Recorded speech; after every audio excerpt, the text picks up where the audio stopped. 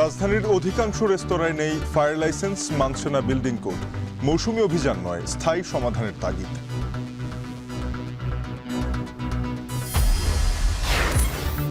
$1236 যাত্রী নিয়ে ছেড়ে গেল 3টি হজ ফ্লাইট।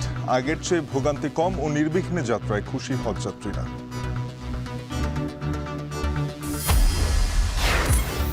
আলুর বাম্পার ফলন, কাল হলো কৃষকের।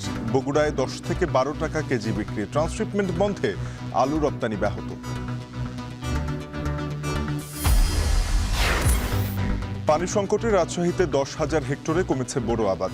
50,000 টন কম ফলনের সংখ্যা, প্রণোদনা বাড়ানোর তাগিদ। কানাডার সাধারণ নির্বাচনের লিবারেল পার্টির জয়। মার্ক কার্নি আবারও প্রধানমন্ত্রী নির্বাচিত। দলের কর্মী সমর্থকদের উল্লাস।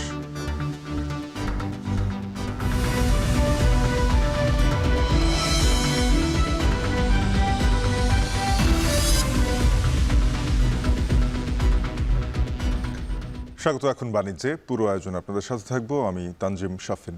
রাজধানীর বেইলি রোডে ভয়াবহ অগ্নি দুর্ঘটনার বছর পার হলেও কতটা নিরাপদ হয়েছে রাজধানীর রেস্তোরাঁ?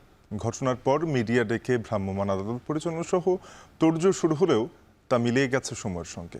ক্যালেন্ডারের পৃষ্ঠা শেষে সব অনিয়মের তদারকি যেন ঢাকা পড়েছে ধুলোর আস্তরে। আহাদ আহমেদের ক্যামেরায় এর বিস্তারিত তুলে এনেছেন আরিফ হোসেন।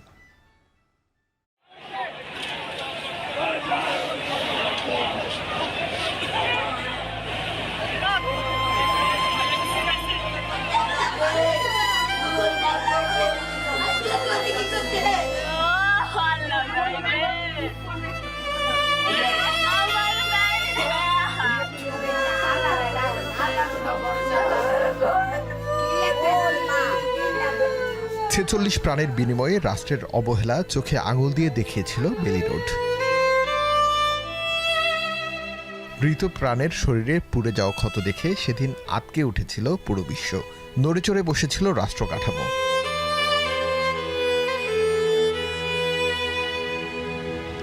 গ্রিন কোজি, এই বহুতল ভবনটিতে সিলিন্ডার বিস্ফোরণের পর অগ্নিকাণ্ডে পুড়ে নিহত হয়েছিল 46 জন। এরপর রেস্টুরেন্টগুলোতে খেতে আসা সাধারণ মানুষের নিরাপত্তা নিয়ে প্রশ্ন ওঠে, শুরু হয় সরকারি তদারকি। এরপর পার হয়েছে 1 বছর। কতটুকু পরিবর্তন হলো রেস্টুরেন্টগুলোর এবং কতটুকু নিরাপত্তা নিশ্চিত হলো সাধারণ মানুষের? বেইলি রোডের পুড়ে যাওয়া ভবনটির ঠিক পাশের ভবনের নিচে রেস্তোরাঁ আর উপরে আবাসিক ভবন। অথচ রাজুকের বিল্ডিং কোডে তো এমন থাকার কথা ছিল না। বিল্ডিং কোড মেনে কতজন রেস্তোরাঁ ব্যবসা করছে রাজধানীর সে হিসেব করতে চায় এখন টিভি।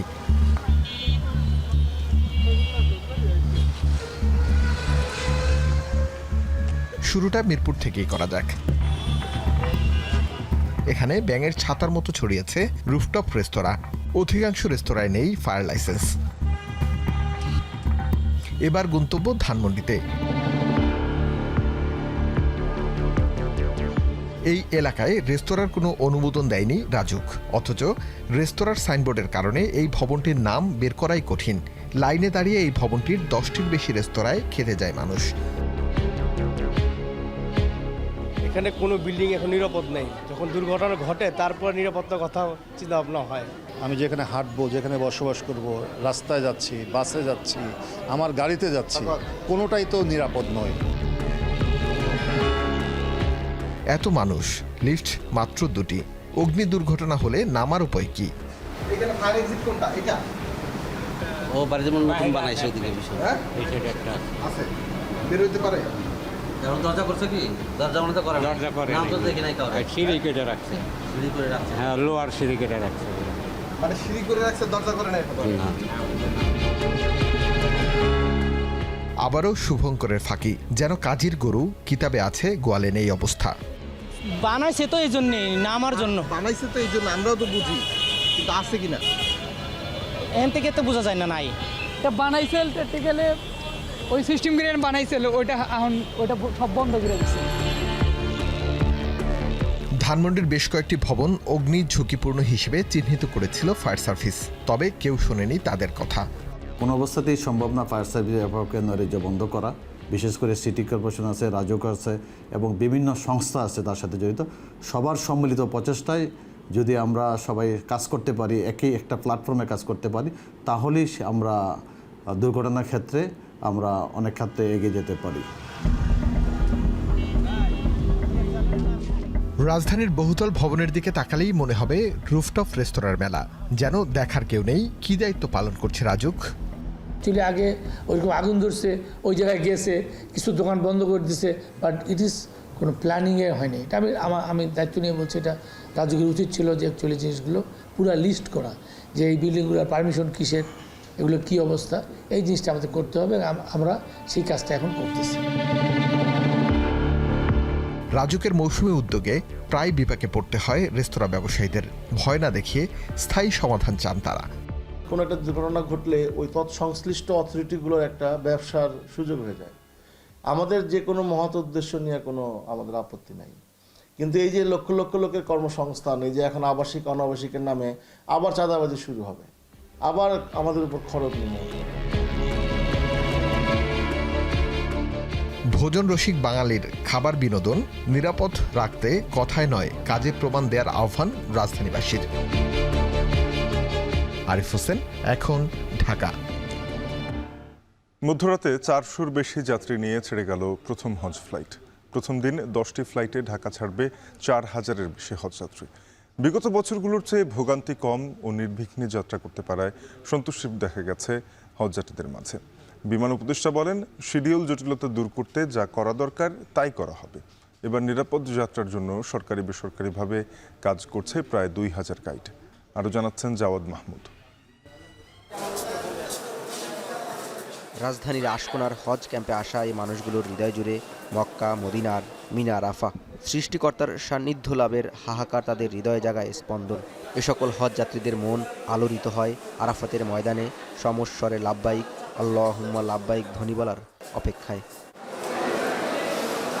দেশের বিভিন্ন প্রান্ত থেকে আগত এখানের অনেক যাত্রীদের কাবা প্রান্তরে প্রভুর নৈকট্য লাভের যাত্রাকে দীর্ঘদিনের আরাধনাই বলা যায়। হজ যাত্রার জন্য সিরাজগঞ্জের হাসান আলীর জমি বিক্রি, ঝিনাইদহের ব্যবসায়ী মোস্তাক আলীর 5 বছর ধরে টাকা জমানো, কিংবা অবসরপ্রাপ্ত স্কুল শিক্ষক মুজিবুর রহমানের পেনশনের টাকায় দীর্ঘ আরাধনার পূর্ণতা পায়। তাই তো হজ ব্রত পালনে বছরের প্রথম ফ্লাইটে মক্কার পথে তারা। পাসপোর্ট করে আগেই ওই জমিটা হঠাৎ করেই ঠিক হয়ে গেল, বিক্রির ওই টাকা দিয়ে পাসপোর্ট করে এই যে হজের নিয়ত করে হলো আছে।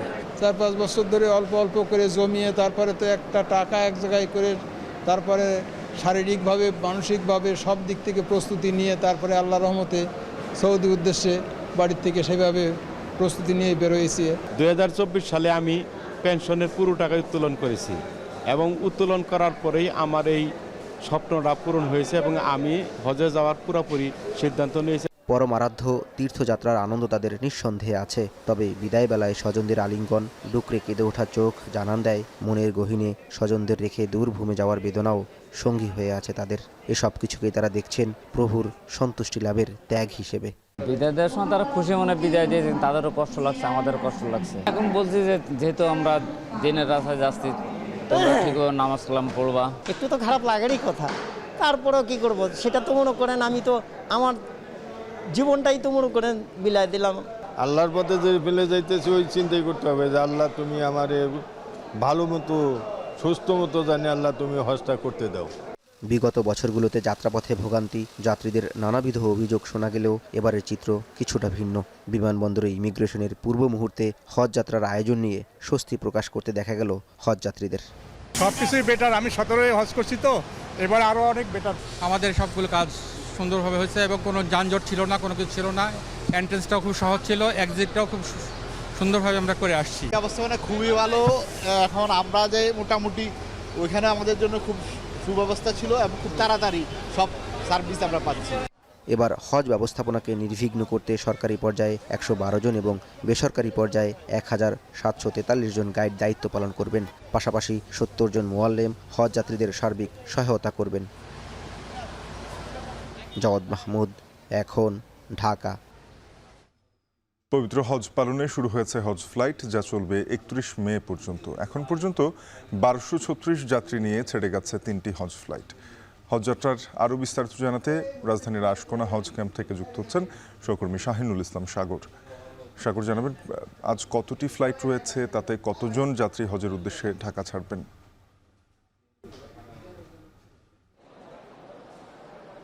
শাফিন, আশকুরার হজ ক্যাম্পে হজ যাত্রীদের পদচারণায় মুখরিত হয়েছে। আমরা সকাল থেকে যে বিষয়টি লক্ষ্য করেছি যে আজকের দিনে অর্থাৎ আজকে গতকাল হজ ফ্লাইটে যে উদ্বোধন হয়েছে সেটির আজকের প্রথম দিনে ঢাকা থেকে মক্কার উদ্দেশ্যে রওনা দেবে 10টি ফ্লাইট। সেখানে প্রায় 4000 হজ যাত্রী ঢাকা ছাড়বেন বলে আমাদেরকে জানা হয়েছে। আপনাকে আরেকটু তথ্য জানিয়ে রাখি যে আজকের দিনে এখন পর্যন্ত 3টি ফ্লাইটে মোট 1236 জন হজযাত্রী তারা ঢাকা ছেড়েছেন এবং বাকি যে 7টি ফ্লাইট রয়েছে সেগুলো পরবর্তীতে তারা আরও 3000-এর কম সংখ্যক হজযাত্রী প্রথম দিনের উদ্দেশ্যে বাকি ফ্লাইটগুলোতে তারা সৌদির উদ্দেশ্যে তারা রওনা দেবেন। আপনারা জানেন যে এবার হজের উদ্দেশ্যে কিন্তু সারা দেশেই যে বিষয়গুলো লক্ষ্য করেছি যে প্রায় 65 লাখ টাকা মতো হজ ক্যাম্পের যে সংস্কার সেটি বাবদ খরচ করা হয়েছে। সুতরাং হজ যাত্রীদের সঙ্গে আমরা কথা বলেছি, তারা বলেছেন যে এবারের অন্যান্য বারের তুলনায় এবারের হজ ক্যাম্পের যে তাদের যে থাকার ব্যবস্থা এবং সার্বিক যে নিরাপত্তার ব্যবস্থা সবকিছু মিলে তারা খুবই খুশি তারা বোধ করছেন এবং তারা বলছেন যে এভাবে স্বাচ্ছন্দ্যে যদি হজে যেতে পারেন তাহলে তাদের যে আস্থা সেটি অনেক বেড়ে যায় এবং ওখানে গিয়ে কি করবেন সেটির বিষয়টিও তারা এখান থেকে আরও বেশি নজরদারিতে তারা রাখতে পারবেন। একটি বিষয় যুক্ত হয়েছে সেটি হচ্ছে যে এবার মোবাইল অ্যাপের মাধ্যমে যাবতীয় হজের যে নির্দেশনা সেগুলো তারা পাবেন, সেজন্য তারা আরও বেশি খুশি হয়েছেন। এবং একটি বিষয় হচ্ছে এবার কিন্তু দুই দেশের অর্থাৎ বাংলাদেশ এবং সৌদির যে ইমিগ্রেশন সেটি বাংলাদেশ থেকে সম্পন্ন হচ্ছে। সেজন্য ঢাকা আন্তর্জাতিক যে শাহজালাল আন্তর্জাতিক বিমানবন্দর রয়েছে সেখানে সৌদির ইমিগ্রেশনের 75 সদস্য বিশিষ্ট একটি টিম কাজ করছেন, অর্থাৎ সৌদির যে ইমিগ্রেশন সেটি বাংলাদেশে সম্পন্ন হচ্ছে। এবার যে বিমান বহনকারী যে বিমান রয়েছে সেটি 3টি, তার মধ্যে একটি হচ্ছে বাংলাদেশ বিমান, একটি হচ্ছে ফ্রাইডাস এয়ার এবং আরেকটি হচ্ছে সৌদি এয়ারলাইন্সের 3টি ফ্লাইটে এবার হজযাত্রী পরিবহন করবেন। সবকিছু মিলিয়ে বলা যায় যে এবারের হজযাত্রা খুবই স্বস্তির হজযাত্রা হচ্ছে এবং এ নিয়ে যারা হজযাত্রী তারা অত্যন্ত খুশি এবং তারা আনন্দ বোধ করছেন। তো এই ছিল আমার এখান থেকে সবশেষ তথ্য। শাফিন। আশকোনা হজ ক্যাম্প থেকে হজযাত্রার খবর জানাতে যুক্ত হয়েছিলেন শাহিনুল ইসলাম সাগর। সংরক্ষণের অভাবে মাত্র 10 থেকে 12 টাকা কেজিতে আলু বিক্রি করতে বাধ্য হচ্ছেন বগুড়ার কৃষকরা। অধিক জমিতে আলুর আবাদ বাম্পার ফলন হওয়ায় বাজারে এই দরপতন বলছেন কৃষক ও ব্যবসায়ীরা। এরই মধ্যে ভারতের ট্রান্সশিপমেন্ট বন্ধে ব্যাহত হচ্ছে নেপালে আলু রপ্তানি। লোকসান ঠেকাতে নতুন বাজার খোঁজার তাগিদ হিমাগার মালিক সমিতির। রবিউল ইসলামের ক্যামেরায় আরও জানাচ্ছেন মাজিদুর রহমান। গত 2 বছর আলুর ভালো দাম পেয়ে সরিষার আবাদ কমিয়ে অধিক জমিতে আলু চাষে ঝুঁকেছিলেন বগুড়ার কৃষক। ফলে চলতি মৌসুমে 7,000 হেক্টর জমি বেড়ে আলুর আবাদ হয়েছে 64,000 হেক্টরে। ফলনও হয়েছে বাম্পার, উৎপাদন বেড়েছে প্রায় 2 লাখ টন। কিন্তু এত বিপুল পরিমাণ আলু সংরক্ষণের ব্যবস্থা না থাকায় বাধ্য হয়ে অল্প দামে বিক্রি করছেন কৃষক। সার, ওষুধ, তারপর আলু সেচ সব মিলে খরচ মিলে অনেক খরচ পড়ছে। হিমাগারে থাকার জন্য মেলা চেষ্টা করতেছি, হিমাগারও তো জায়গা নাই, যার কারণে কৃষক আমরা মরে গেছি। সংরক্ষণের শুরু থেকে অতিরিক্ত চাপ পড়েছে হিমাগারগুলোতে, তাই দিনভর লাইনে দাঁড়িয়ে অনেক কৃষককে ফিরতে হয়েছে আলু বোঝাই ট্রাক নিয়েই। এত বেশি ছিল যে আবার আমরা 3 লাখের বেশি আলুর হয়ে গেছে, চাপ হয়ে গেছিল। আমাদের ওদেরকে বুঝাইছি যে আর অন্যখানে দেখেন বা অনেকেই বুঝে গেছে, তারপরে বুঝতে গেছে চাপের মধ্যে আলুর দাম হবে কিনা এই মনে করে অনেকে ফেরত নিয়ে গেছে। জাত ও মান ভেদে বগুড়া ও জয়পুরহাটে কিছু আলু রপ্তানি হয় প্রতিবেশী নেপাল, ভুটান, মালয়েশিয়া ও মধ্যপ্রাচ্যের বাজারে। কিন্তু 9 এপ্রিলের পর থেকে নেপালের নতুন করে কোনো ক্রয়াদেশ না আসায় দুশ্চিন্তায় রপ্তানিকারকরা। লোকাল কৃষকরা খুব ক্ষতিগ্রস্ত হবে। আর আপনার বিশেষ করে মালয়েশিয়া, দুবাই, কাতার, সৌদিতে কিছু কিছু মাল যাচ্ছে। এখানে একটা বড় সমস্যা, আপনার জাহাজ ভাড়াটা বেশি। আমরা গত বছর যেই জাহাজ ভাড়াগুলো দিচ্ছি $2800 বা $2500, এটা এবার আপনার 3000, 3200 বা $3500 চলে আসছে। অতিরিক্ত উৎপাদন আর হিমাগার সংকটের কারণে কৃষক ও ব্যবসায়ীদের লোকসান ঠেকাতে আলু রপ্তানির বিকল্প নেই বলে মনে করেন হিমাগার মালিক সমিতির নেতারা। আলুর ট্রান্সশিপমেন্ট বন্ধ হওয়াতে আলুর অনেক ক্ষতি হবে। আলু বহির দেশে নেপাল, ভুটানে দেওয়া যাবে না। এমনকি ভারতের কোথাও কোথাও নিত। তো সেটা ব্যাপক ক্ষতি। তো এই কারণে সরকারের এখন থেকে আলু রপ্তানির জন্য ব্যবস্থা, অন্য দেশে এই ব্যবস্থা যদি সঠিকভাবে না করা হয়, সেই ক্ষেত্রে কৃষকরা দারুণভাবে ক্ষতিগ্রস্ত হবে এবং এই ক্ষতি বহুমুখী ক্ষতি। পরিকল্পনা মাফিক চাষাবাদ না করায় প্রতি বছর কৃষক কোনো না কোনো ফসলে ক্ষতিগ্রস্ত হচ্ছেন। যেমন এবছর আলুতে প্রতি কেজিতে লোকসান গুনছেন 3 থেকে 4 টাকা। তাই কৃষি বিশেষজ্ঞদের মতে প্রতি বছরই যেন কৃষি বিভাগ পরিকল্পিতভাবে শস্য আবাদের কৃষকদের উদ্বুদ্ধ করেন। বগুড়ার কাহালু থেকে মাজেদুর রহমান, এখন। পানির স্তর নিচে নেমে যাওয়া, খরা আর বরেন্দ্র উন্নয়ন কর্তৃপক্ষের নতুন সেচ নীতিতে রাজশাহীর কৃষি অঞ্চলে অন্তত 10,000 হেক্টরে কমেছে বোরো ধানের আবাদ। প্রস্তুতি নিয়েও পানি সংকটে ধান চাষ করতে পারেনি কৃষক। তাতে চলতি মৌসুমে প্রায় 50,000 টন ধানের উৎপাদন কমার শঙ্কা। রাজশাহী থেকে রাকিবুল হাসানের প্রতিবেদন, ছবি তুলেছেন রায়হানুল ইসলাম। বরেন্দ্রের কঠিন মাটিকে চাষাবাদের উপযোগী করতে চলছে কৃষকের সংগ্রাম। রাজশাহী, চাপাই, নওগাঁ সহ 5টি জেলা নিয়ে গড়ে ওঠা বরেন্দ্র অঞ্চলের সকল চাষাবাদে এমনই পরিশ্রম করতে হয় কৃষককে। কৃষিকাজে ব্যবহৃত পানির 87% চাহিদা মেটায় ভূগর্ভের পানি। এতে গেল 4 দশকে এ অঞ্চলে পানির স্তর প্রায় 70 ফুট নিচে নেমেছে।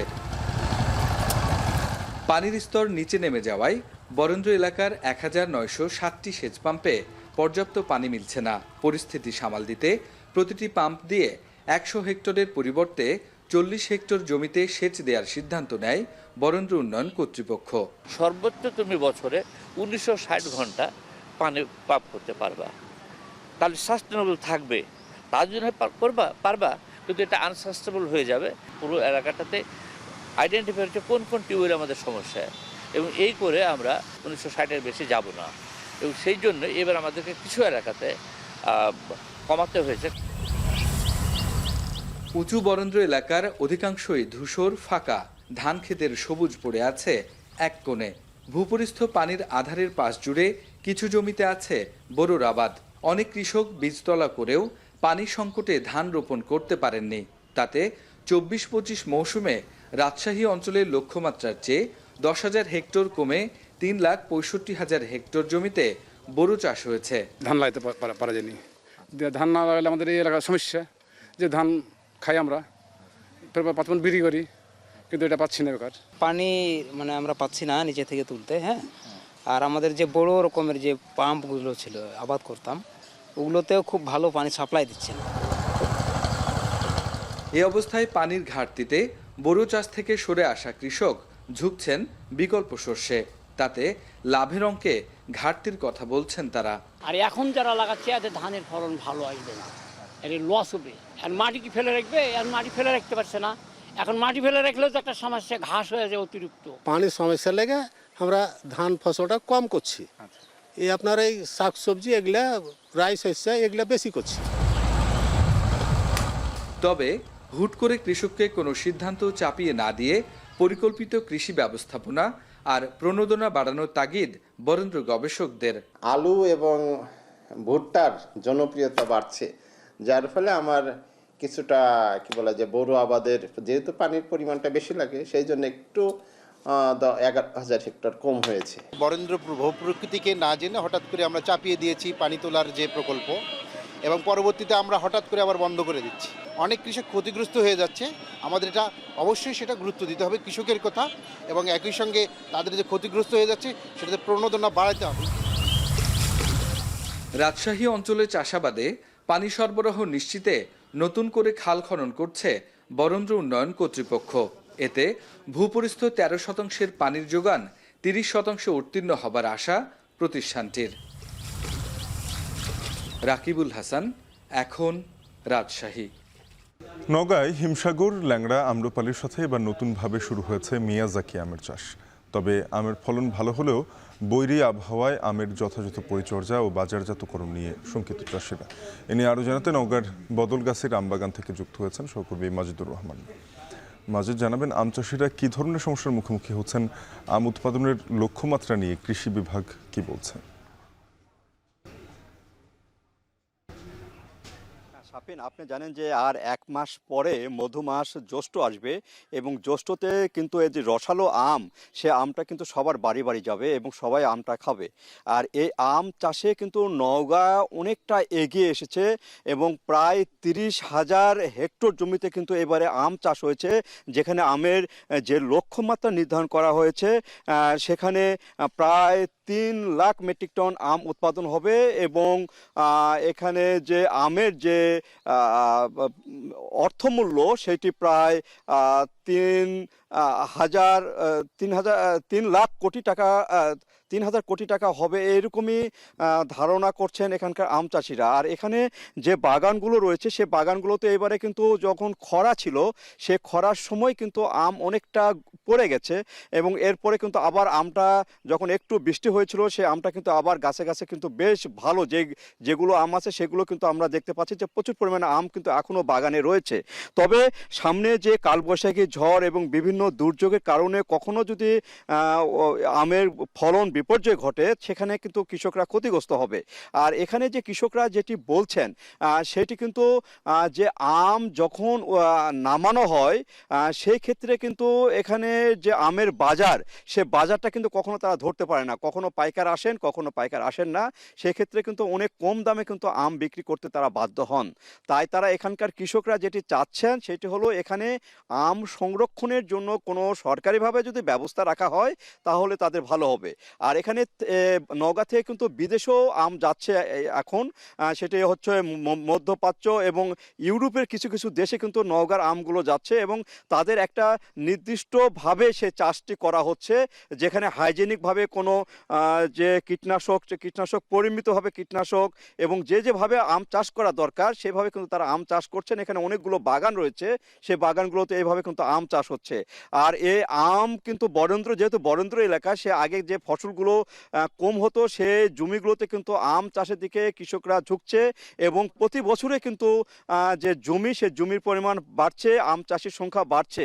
সেক্ষেত্রে যে আমের যে বাজার, এখানে বাজারটা ঠিক রাখার জন্য এখানে সরকারের প্রতি তারা আবেদন জানিয়েছেন। পাশাপাশি এখানে হিমাগার সৃষ্টি করে যদি এখানে আমের যথাযথ মূল্য পাওয়া যায় কৃষক, সেক্ষেত্রে কিন্তু তাদের দাবি রয়েছে এবং এই দাবির ক্ষেত্রে তারা কিন্তু বারবারই কৃষি সম্প্রসারণ বিভাগ, বিপণন বিভাগ তাদের কাছে বলছেন যে এখানে আম চাষ যেহেতু বেশি হচ্ছে, এখানে এই আম চাষে এবং রপ্তানির দিকে নজর দেওয়া দরকার, যাতে করে বৈদেশিক মুদ্রাও অর্জন করা যায়। পাশাপাশি দেশের যে আমের চাহিদা, সে চাহিদা যেন পূরণ করা যায়, সেই ক্ষেত্রে এখানে সংরক্ষণের একটা বিশেষ ব্যবস্থা রাখা দরকার বলে মনে করেন এখানে আম চাষিরা। যে শাফিন, এই ছিল আমার কাছে যে নওগাঁর মহাদেবপুরের যে আম বাগান, সে আম বাগান থেকে সর্বশেষ। মাজেদুর রহমান নওগাঁ থেকে জানাচ্ছিলেন আমের ফলন নিয়ে। জামালপুরের মেলান্দহে রাস্তা না থাকায় প্রায় 18 কোটি টাকার 2টি সেতু কোনো কাজে আসছে না, উল্টো যাতায়াতে ভোগান্তি পোহাচ্ছেন স্থানীয়রা। স্থানীয় সরকার কর্তৃপক্ষ বলছে সড়ক প্রকল্পের প্রস্তাবনা মন্ত্রণালয়ে পাঠানো হয়েছে, অনুমোদন পেলেই নির্মাণ কাজ শুরু হবে। বিস্তারিত জুয়েল রানার প্রতিবেদনে। জামালপুর মেলান্দহের আটাবাড়ি সেতু আর ভাবকি আটাবাড়ি সেতু, মাঝখানের 3 কিলোমিটারের দূরত্ব অতিক্রমে নেই কোনো রাস্তা।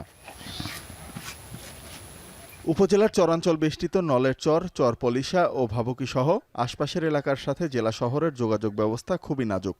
শুধুমাত্র অনুন্নত যোগাযোগ ব্যবস্থার কারণে চরে উৎপাদিত বিভিন্ন ফসলের ন্যায্য মূল্য পায় না কৃষকরা। একই সাথে শিক্ষা, স্বাস্থ্যসহ জীবনমান উন্নয়নের সব ক্ষেত্রেই পিছিয়ে পড়ছেন স্থানীয় বাসিন্দারা। অবহেলিত চরাঞ্চলে কোটি টাকা ব্যয়ে সেতু নির্মাণ আশার আলো দেখালেও বাস্তবতা হচ্ছে যে কোনো প্রয়োজনে শহরে যাতায়াতে এখনও স্থানীয়দের পাড়ি দিতে হচ্ছে 10 কিলোমিটার অতিরিক্ত পথ। কোটি কোটি টাকা খরচ করে ব্রিজ করলো, রাস্তা করলো না, দেশের এটা তো অর্থের একটা ক্ষতি। সরকারের কাছে দৃষ্টি আকর্ষণ করছি, অতি জরুরি ওই ব্রিজ থেকে এই ব্রিজের সংযোগ সড়কটা করলে আমার বহু উপকারিত হবো। শহরের মানুষগুলা রাস্তাটা ছাড়লে চলাচল করা হয়তো, আঙ্গরওয়ালা সুবিধা হইতো, আঙ্গর আগে আবাদ মোসম করি, আঙ্গর রাস্তাঘাট নাই, এই ব্রিজ খালি ব্রিজ পালায় কইরা থিয়ে দিছে, আঙ্গর তো কোনো লাভ হইতেছে না। ধান করি, মরিচ করি, তার বেগুন, ভুট্টা, পাট, এগুলো সব করি আমরা। ব্রিজের তো কোনো উপকারই হইল না। সম্ভাব্যতা যাচাই করে একটি আরেকটির সাথে সমন্বিত কৌশল নিয়ে তারপরে সেটি করা প্রয়োজন বলে আমি মনে করি। তাহলে আমাদের সরকারি সম্পদের অপচয় হবে না এবং জনগণ যে দুর্ভোগ পোহায় সেই দুর্ভোগের হাত থেকে তারা রক্ষা পাবে বলে আমি মনে করি। স্থানীয় সরকার প্রকৌশল অধিদপ্তরের নির্বাহী প্রকৌশলী বলছে, জনস্বার্থ বিবেচনায় সেতুর প্রকল্প গ্রহণ করা হয়েছে। সড়ক নির্মাণের প্রকল্প প্রস্তাবনা এরই মধ্যে মন্ত্রণালয়ে পাঠানো হয়েছে। অনুমোদন পেলেই ব্যবস্থা নেওয়ার আশ্বাস তার। সদর উপজেলার একটি কানেক্টিং রাস্তা, তো এক্ষেত্রে মানে রাস্তার দুইটা চেনেজ, বিশেষ করে রাস্তার যে 3000 মিটার চেনেজ, যেটা জিনাই নদীর উপরে আর কি ব্রিজটা আর কি, যেখানে সদর পাঠে আর কি, এবং এটা আমাদের এলজিডির মাধ্যমে বিশেষ করে এখানে প্রস্তাব পাঠানো হয় এবং সেখান থেকে আমাদের ঊর্ধ্বতন কর্তৃপক্ষ অনুমোদন দেয়। 2024 সালে ঝিনাই নদীর উপর 14.5 কোটি টাকা ব্যয়ে নির্মিত হয় 95 মিটারের আটাবাড়ি সেতু, আর প্রায় 3 কোটি টাকা ব্যয়ে 50 মিটারের ভাবুকি আটাবাড়ি সেতু নির্মাণ করে এলজিইডি। এখন জামালপুর। সম্প্রতি চুরি ছিনতাইয়ের ঘটনায় আতঙ্কিত কিশোরগঞ্জের শহীদ সৈয়দ নজরুল ইসলাম মেডিকেল কলেজ হাসপাতালের রোগীরা। রোগী ও তাদের স্বজনরা খোয়াচ্ছেন মোবাইল ফোন, নগদ টাকাসহ মূল্যবান জিনিসপত্র। ভুক্তভোগীদের অভিযোগ, নিরাপত্তা ব্যবস্থা না থাকায় দিন দিন বেপরোয়া হয়ে উঠছে চোর ছিনতাইকারীরা। কিশোরগঞ্জ থেকে মশিউর কায়েসের প্রতিবেদন। করিমগঞ্জের ষাটঊর্ধ্ব উম্মে হানি আক্তার 10 এপ্রিল পায়ের ব্যথা নিয়ে ভর্তি হন সৈয়দ নজরুল ইসলাম মেডিকেল কলেজ হাসপাতালের অর্থোপেডিক্স বিভাগে। চিকিৎসা চলাকালীন গত 16 এপ্রিল রাতে ওয়ার্ড থেকে চুরি হয় তার ব্যাগ। সকালে সিঁড়ির পাশে ব্যাগ খুঁজে পেলেও মেলেনি ব্যাগে থাকা স্বর্ণালংকার আর সাথে থাকা টাকা। ভর্তি হয়েছি পরে ব্যাগের মধ্যে নিয়ে স্বর্ণটা রয়েছে আর টাকা দিয়ে আমি ভিতরে রাখছি, হাত মোজার ভিতরে আর একটা পা মোজার ভিতরে রাখছি। আর কে বাদে আমি যেমন ঘুমাইছি পরে দেই রাত্রে 2:45টার সময় সুরাইয়া ঢুকিয়ে পরে সেই দিক দিয়ে গেছে, কারণ আমার নিচে আমি কই যাচ্ছি না, ব্যাগটা নিচে। নিরাপত্তা ব্যবস্থার অভাবে প্রতিনিয়ত কিশোরগঞ্জের শহীদ সৈয়দ নজরুল ইসলাম মেডিকেল কলেজ হাসপাতালটিতে ঘটছে চুরির ঘটনা, যাতে আতঙ্কিত রোগী ও স্বজনরা। 2টার পরে সব ঘুমায়, আর যারা সিস্টার থাকে আর একটু ঘুমোতে হয় আয় এই সময়টার মধ্যে ওই 2:30-3টার সময় আসলে আমাদের কাছে টাকা পয়সা থাকে, ফোন থাকে, মানি ব্যাগ থাকে, এগুলো নিয়ে তো আসলে রাত্রে ঘুমাইতে গেলে অনেক কষ্ট হয়ে যায়। এই যে বেডের নিচে রাখতে হয়। অসুস্থ রুগী শুয়ে থাকি, আমরা তো জানি না কখন এসে চুরেরা চুরি করে নিয়ে যাবে। মোবাইলটা সেটা আমি খুঁজছি, আমি ঘুমাই গেছি, এরা তো ঢুকছে মোবাইলটা ফলো দিয়ে আইসি ফলো দিয়ে মোবাইল নাই। 5 তলা ভবনের বিশাল এই হাসপাতালে সবগুলো সিসি ক্যামেরা নষ্ট হয়ে আছে বছর খানেক ধরে। বেশ কিছুদিন আগে 60 জন আনসার কর্মী থেকে সরিয়ে নেওয়া হয়েছে 30 জন। এছাড়াও একজন এএসআই ও 3 জন পুলিশ কনস্টেবলের যে টিম কাজ করে তাও যথেষ্ট নয় হাসপাতালটির জন্য।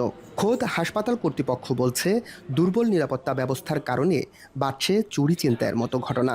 64টা ক্যামেরা আছে, শুরু থেকে আছে, বছর খানেক যাবত ঠিক মতো কাজ করছে না। আর ক্যামেরার ব্যাপারে বড় ধরা আছে। সিসি ক্যামেরাগুলা সচল হওয়া খুবই দরকার, তা না হলে চোর ধরতে একটু প্রবলেম হচ্ছে। সিসি ক্যামেরা যাতে সচল থাকে তার জন্য আমি সর্বোচ্চ চেষ্টা করতেছি। যদিও পুলিশ বলছে হাসপাতালের রোগীদের নিরাপত্তা দিতে জোরদার করা হয়েছে টহল। 5 আগস্টের পর থেকে সিসিগুলো হাসপাতাল অকেজি ছিল। আমি হাসপাতাল কর্তৃপক্ষের সাথে কথা বলেছি, ওনারা বলেছেন যে অচিরেই সিসি ক্যামেরা সচল করা হবে ইনশাল্লাহ। আমরা টহল জোরদার করেছি, ইনশাল্লাহ এটা একটু প্রতিরোধ হবে। সবশেষ 19 এপ্রিল অর্থোপেডিক্স বিভাগে এক রোগীর ফোন চুরি করার সময় রোগী ও তার স্বজনদের হাতে ধরা পড়ে এক চোর। পরে তাকে পুলিশে সোপর্দ করা হয়। মশিউর কায়েস, এখন কিশোরগঞ্জ। মাগুরায় শিশু আসিয়াকে ধর্ষণ ও হত্যা মামলায় তৃতীয় দিনের মতো চলছে সাক্ষ্য গ্রহণ। এ নিয়ে আরও জানাতে আদালত চত্বর থেকে যুক্ত হয়েছেন সহকর্মী বিশ্বজিৎ বাপি।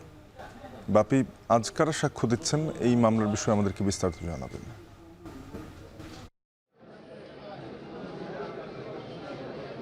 ধন্যবাদ। মাগুরায় যে গুরুত্বপূর্ণ যে আসিয়া শিশু তার ধর্ষণের মামলার আজ কিন্তু তৃতীয় দিনের মতো সাক্ষ্য গ্রহণ চলছে। আজকে কিন্তু এই মামলার কিন্তু দ্রুত বিচারের রায়ের জন্য এই মামলায় কিন্তু আজকে কিন্তু সর্বোচ্চ 10 জনের কিন্তু সাক্ষ্য গ্রহণ হবে। আমি এই মুহূর্তে আছি মাগুরা জেলা জজ আদালতে, এখানেই কিন্তু আমার পিছনটাতেই কিন্তু সাক্ষ্য গ্রহণ চলছে। ইতিমধ্যেই যে মামলার অন্যতম আসামি আর মামলার অন্যতম সাক্ষ্য আসিয়ার যে বড় বোন, তার কিন্তু সাক্ষ্য গ্রহণ কিন্তু চলছে। এছাড়াও যে আরও বাকি যে 9 জন সাক্ষীর কিন্তু সাক্ষ্য গ্রহণ কিন্তু এখানে হবে। তো আপনাকে আরেকটি জানিয়ে রাখি যে এই মামলাটি মূলত দ্রুত যাতে নিষ্পত্তি হয় সেই জন্য কিন্তু আজকে সর্বোচ্চ কিন্তু 10 জন সাক্ষীকে কিন্তু এখানে হাজির করা হয়েছে। একটু আগেই আমরা দেখতে পেরেছি যে আসামিদের কিন্তু কঠোর নিরাপত্তার মধ্য দিয়ে কিন্তু আদালতে তাদেরকে হাজির করা হয়েছে। তো আপনাকে জানিয়ে রাখি যে গত যে 6 মার্চ শিশু আসিয়া তার বোন বাড়িতে গিয়ে কিন্তু ধর্ষণের শিকার হয়। তারপরে তাকে প্রথমে মাগুরা সদর হাসপাতালে, তারপর ফরিদপুর মেডিকেল কলেজ হাসপাতালে, ঢাকা মেডিকেল কলেজ এবং সর্বশেষ সম্মিলিত সামরিক হাসপাতালে কিন্তু 13ই মার্চ শিশুটি কিন্তু মারা যায়। মারা যাওয়ার পরে তার লাশটি কিন্তু হেলিকপ্টার করে তার গ্রামের বাড়ি মাগুরা শ্রীপুরের যে জারিয়া গ্রামে কিন্তু দাফন করা হয়। আর এদিকে এই ঘটনায় 8 মার্চ কিন্তু তার মা বাদী হয়ে কিন্তু প্রধান আসামি হিটু শেখ এবং আরও 3 জনের নামে কিন্তু মামলা করে। পুলিশ কিন্তু 13ই এপ্রিল পুলিশ চার্জশিট দাখিল করে এবং 23শে এপ্রিল বিজ্ঞ আদালত আসামিদের আমলে নিয়ে কিন্তু এই 4 জনের নামে কিন্তু চার্জশিট গঠন হয়। তো সর্বোপরি এই মামলার যে দ্রুত কার্যকর করার জন্য কিন্তু আজকে কিন্তু আসামিদের কিন্তু সর্বোচ্চ 10 জনকে কিন্তু শুনানি চলছে। তো এই ছিল মাগুরা জেলা জজ আদালত থেকে সর্বশেষ। শিশু আসিয়া ধর্ষণ ও হত্যা মামলার সাক্ষ্য গ্রহণ চলছে, এ নিয়ে জানাচ্ছিলেন সহকর্মী বিশ্বজিৎ বাপি। মার্কিন প্রেসিডেন্ট ডোনাল্ড ট্রাম্পকে মোকাবিলায় নিজেদের প্রধানমন্ত্রী বেছে নিল কানাডিয়ানরা। মার্ক কার্নির প্রতি আস্থা প্রতিদান দিলেন তারা ব্যালটের মাধ্যমে। যদিও লিবারেল পার্টিকে একক সংখ্যাগরিষ্ঠতা অর্জনে কয়েকটি আসনে আপোষ করতে হয়েছে, একক সংখ্যাগরিষ্ঠতা না আসায় কঠিন হবে সরকার পরিচালনাও। কানাডা থেকে সৈয়দ ইফতেখার জানাবেন বিস্তারিত। বছরের শুরুতে ডুবতে বসা লিবারেল পার্টিকে রীতিমতো একাই তুলে আনলেন মার্ক কার্নি। তার নেতৃত্বের ওপরই ভরসা করে জনরায় দিলেন কানাডিয়ানরা। কনজারভেটিভ পার্টি থেকে বেশ কিছু আসন বেশি পেয়ে সরকার গঠন করতে যাচ্ছে লিবারেল পার্টি। তবে একক সংখ্যাগরিষ্ঠতার জন্য যে 172 আসন প্রয়োজন তা থেকে কিছুটা দূরেই রয়ে গেল তারা। এতে ছোট দলগুলোর সঙ্গে আপোষ করতে হবে mark কার্নিকে। I don't feel that it's inspiring. I think that's something that Trudeau had. I think he inspired people a little bit more, gave a lot of hope, a lot of energy. Mark কার্নির সরকারকে minority government বলছে গণমাধ্যমগুলো। Conservative party সরকার গঠন করতে না পারলেও তারা শক্তিশালী বিরোধী দল হিসেবে সামনে এসেছে। এই ক্ষেত্রে সরকার চালানো বেশ কঠিনই হবে বলে মনে করছেন বিশ্লেষকরা। প্রধানমন্ত্রী হিসাবে প্রধান কাজ হবে মার্কিন প্রেসিডেন্ট ডোনাল্ড ট্রাম্পের সঙ্গে শুল্ক ইস্যুর সুরাহা করা। মে মাসেই দুই নেতার বৈঠক অনুষ্ঠিত হবে বলে আগেই জানায় অটোয়া। যদিও শুল্কের বিষয়ে ছাড় দিতে নারাজ ট্রাম্প। সোমবার ভোটের দিনও তিনি বলেছেন 51তম অঙ্গরাজ্য হলেই কেবল শুল্ক প্রত্যাহার সম্ভব। এখন দেখার পালা কিভাবে অর্থনৈতিক সমস্যার সমাধান করেন প্রখ্যাত অর্থনীতিবিদ কার্নি। সৈয়দ ইফতেখার, এখন কানাডা। কানাডার 45তম সাধারণ নির্বাচনে বিজয়ী হয়েছেন ক্ষমতাসীন লিবারেল পার্টি। দেশটির শাসন ক্ষমতায় ফের বসতে যাচ্ছেন মার্ক কার্নি। বিস্তারিত জানতে সরাসরি চলে যাব কানাডায় সৈয়দ ইফতেখারের কাছে। ইফতেখার, জানাবেন নির্বাচনে জয়ী হলেও লিবারেল পার্টি কি এককভাবে সরকার গঠন করতে পারছে কিনা? যেহেতু 172টি আসন তারা পায়নি, জোটের প্রয়োজন হতে পারে, সেক্ষেত্রে কাদের সাথে জোট করার সম্ভাবনা দেখছেন? ধন্যবাদ আপনাকে। আমরা ফলাফল হাতে পেয়েছি এবং যেটি মনে হচ্ছে যে আসলে গণমাধ্যমগুলো বলছে যে মাইনরিটি গভর্নমেন্ট হতে যাচ্ছে, অর্থাৎ যেই ম্যাজিক্যাল ফিগার 172টি আসন সেই 172টি আসন কনজারভেটিভ লিবারেল পার্টি আসলে পায়নি, এবং কনজারভেটিভ পার্টি অনেকখানি এগিয়ে এসেছে এবং শক্তিশালী বিরোধী দল হিসেবে নিজেদেরকে আত্মপ্রকাশ করেছে। তো বলা যাচ্ছে যে 10 থেকে 12টি আসন তাদের কম পড়ছে। তো এর আগে যখন ট্রুডো সরকার ছিল তখন নিউ ডেমোক্রেটিক পার্টি ছিল তাদের জোটবদ্ধ শরিক দল।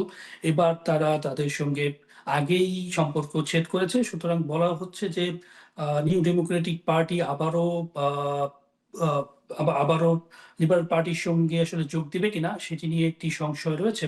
তবে যে সমস্যাটি দেখা দিয়েছে এখন যে অন্য যে ছোট ছোট দল, সেই ছোট দলগুলোর যারা নেতা রয়েছেন তাদেরকে আসলে তাদের সঙ্গে আপোষ করতে হবে প্রধানমন্ত্রী মার্ক কার্নিকে, এবং ইতোমধ্যে গণমাধ্যমগুলো বলেছে যে সরকার গঠন করতে পারে লিবারেল পার্টি এবং তারা সরকার গঠনের জন্য এগিয়ে যাবে, এবং যেই নির্দিষ্ট কিছু সংখ্যক আসনের তাদের কমতি রয়েছে সেই আসনগুলোতে তারা আপোষ করে আসলে সরকার গঠন করবে।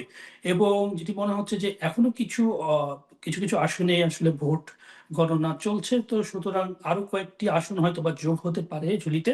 তো সেক্ষেত্রে এখন যেটি বলা হচ্ছে যে সব থেকে বড় যে বিষয়টি অর্থনীতি এবং গুরুত্বপূর্ণ হচ্ছে যে শুল্কের বিষয়টি। যুক্তরাষ্ট্র যেভাবে শুল্ক দিয়েছে, পাল্টা শুল্ক দিয়েছে কানাডাও, এবং এই শুল্ক যুদ্ধ দুই দেশের আসলে বেশ প্রবল হয়ে উঠেছে, এবং দুই দেশ প্রতিবেশী এবং তারা মিত্র দীর্ঘদিনের, তারা যেভাবে আসলে একে অন্যের সহযোগিতা করেছে এবং ন্যাটো সহযোগী, পাশাপাশি তারা বিভিন্ন দুর্যোগ বিভিন্ন সময় আমরা দেখেছি যে যখন কিছুদিন আগে যুক্তরাষ্ট্রে বিভিন্ন জায়গায় যখন আসলে বনাঞ্চলে আগুন লেগেছিল, যেই সমস্যাগুলো হয়েছে সেই সমস্যাগুলোতে কেনেডিয়ান যারা সেনাবাহিনী রয়েছেন তারাও ঝাঁপিয়ে পড়েছেন, মিত্র দেশ হিসেবে কাজ করেছেন দুই দেশ।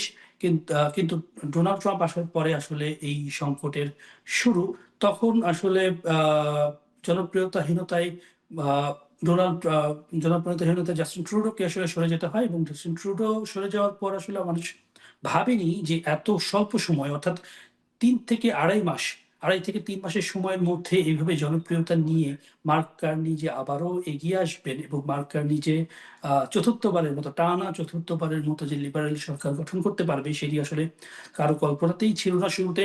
কিন্তু তিনি যেই উদ্যমটা দেখিয়েছেন সেই উদ্যমটা আসলে জনগণ তাদের আশা ভরসা নিয়ে তাকে ভোট দিয়েছেন, এবং অর্থনৈতিক যে দীর্ঘদিনের মন্দা ছিল সেই মন্দা আসলে কেটে যাবে, এবং সেই সমস্যাগুলো সমাধানে আসলে মার্ক কার্নি হাল ধরতে পারবেন বলেই অনেকেই মনে করছেন। কারণ তিনি অর্থনীতিবিদ হিসেবে বেশ প্রখ্যাত, বেশ জনপ্রিয় তিনি, এবং তিনি তার দীর্ঘ কর্মজীবনে কিন্তু প্রমাণ করেছেন বারবার যে অর্থনৈতিক সমস্যার সমাধান কিভাবে করতে হয় তিনি সেটি জানেন।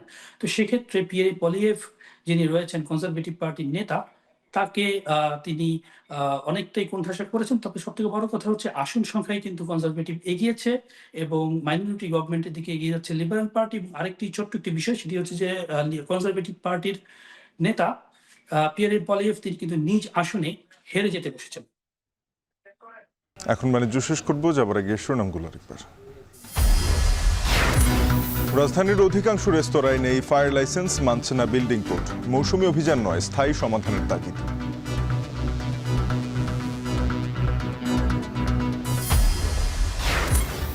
$1236 যাত্রী নিয়ে ছেড়ে গেল 3টি হজ ফ্লাইট। আগের চেয়ে ভোগান্তি কম ও নির্বিঘ্নে যাত্রায় খুশি হজ যাত্রীরা।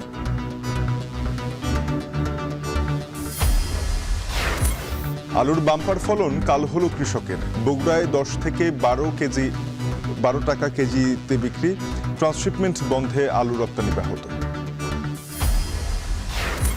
পানি সংকটে রাজশাহীতে 10,000 হেক্টরে কমেছে বোরো আবাদ। 50,000 টন কম ফলনের সংখ্যা, প্রণোদনা বাড়ানোর তাগিদ।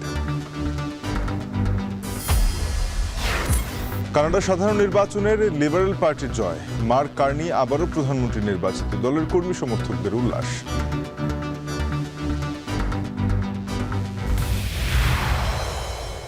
এই ছিল এখন বাণিজ্যের সাথে থাকার জন্য ধন্যবাদ।